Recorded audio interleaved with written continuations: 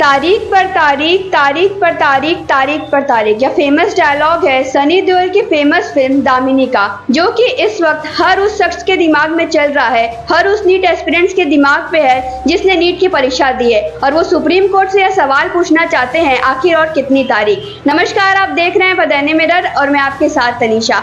आपको बता दें कि आज सुप्रीम कोर्ट नीट को लेकर अपनी सुनवाई करने वाला था, लेकिन उसकी डेट अब 22 जुलाई कर दी गई है। लेकिन आज उन्होंने कुछ फैसले भी सुनाए हैं। उन्होंने एनटीए से कहा है कि अब सारे रिजल्ट को ऑनलाइन अपलोड कर दिया जाए। आइए जानते हैं हमारी स्पेशल रिपोर्ट में कि क्या क्या हुआ सुप्रीम कोर्ट में और सुप्रीम कोर्ट ने क्या क्या फैसले सुनाए हैं।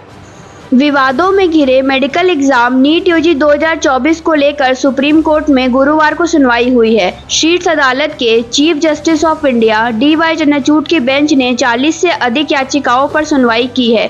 इसमें नेशनल टेस्टिंग एजेंसी NTA की याचिका भी शामिल है, जिसमें उसने विभिन्न हाई कोर्ट में और उसके खिलाफ लंबित मामलों को सुप्रीम कोर्ट में ट्रांसफर करने का अनुरोध किया है। मामले की सुनवाई के दौरान CJI चंद्रचूड़ ने कहा कि अगर 1,08,000 छात्रों को दाखिला मिलता है तो बाकी 22 लाख छात्रों को दाखिला नहीं मिलता।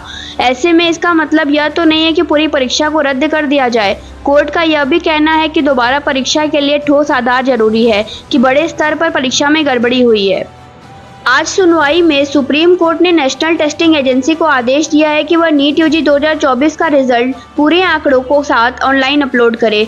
NTA को नीट का रिजल्ट सिटी वाइज और सेंटर वाइज पूरी लिस्ट ऑनलाइन डालनी होगी। कोर्ट ने कहा कि छात्रों की पहचान छिपाकर लिस्ट जाली डाल सकती है। इसके लिए NTA को शनिवार शाम 5 बजे तक का समय दिया गया है।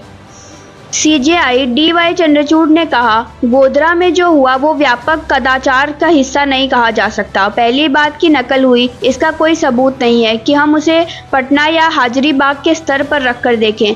फिर हमारे पास सिर्फ आंकड़े बचते हैं। क्या हम पूरा नीट का एग्जाम सिर्फ इस आधार पर रद्द कर सकते हैं? उन्होंने आगे कहा कि हमें यह चिंता सता रही है कि पेपर की सुरक्षा में संधमारी और एग्जाम शुरू होने के बीच कितना टाइम गैप था। अगर यह समय 3 दिन का है तो बेशक खतरा बड़ा है।